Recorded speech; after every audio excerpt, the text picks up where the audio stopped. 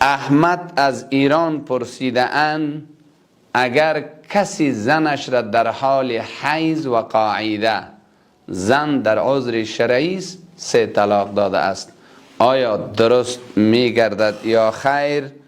این را گفته که شما بیان بدارید.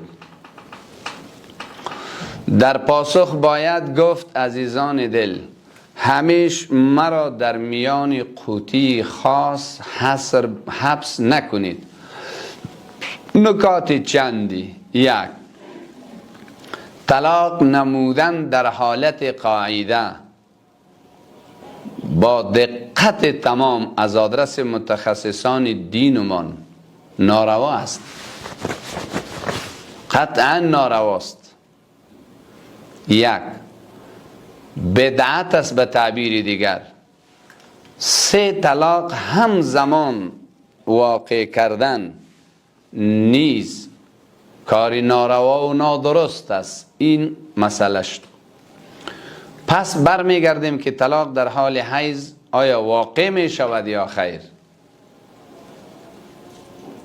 در این راستا 4 مجتهد مشهور امت اسلامی که در دنیا چیره اند به یک صدا گفته اند ولو که حرام ناروا بود، چون واقع کرده است واقع شده است. مگر حافظ ابن تیمیه، حافظ ابن القیم جوزیه رحمت الله علیه برخلاف علیهما برخلاف متخصصان گفتند که واقع نمی گردد. این بحث از دید اصول تخصص دامنه‌دار است، بحث دورمدراز است، قطعا از صلاحیت عامه مردم درک و هضمش نیست، مگر صرف یک دلیل 4 مجتهد را خدمتتان عرض میکنم و بس. من طرفدار اینم که آری طلاق واقع میگردد. ما که چیزی نیستیم از آدرس شخصیت های اهل علم. اینها در بخاری مسلم یک حدیث استدلال دارند، قبل از بخاری مسلم در اختیارشان بوده است. فرزند عمر ابن خطاب رضی الله تعالی عنه خانومش را طلاق کرده بود، مگر با تأسف در حال حیض. انگامی که قضیه با رسول گرامی شریک ساخته شد، در پاسخ با عمر ابن خطاب گفت مره فلیراجعها. یک لفظش امیس، حدیث صحیحین است که فرزندت را مأموریت ده این خانومی را که در حال حیض یک طلاق رجعی نموده به این مراجعه کند.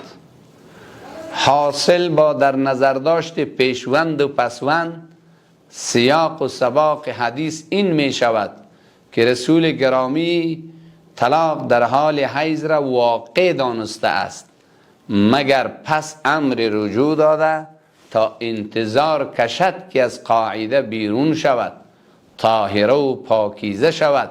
پس از آن اگر با طلاق جدایی میکرد او جداست. یک طلاق رجعی در حال حیض را واقع دانستند.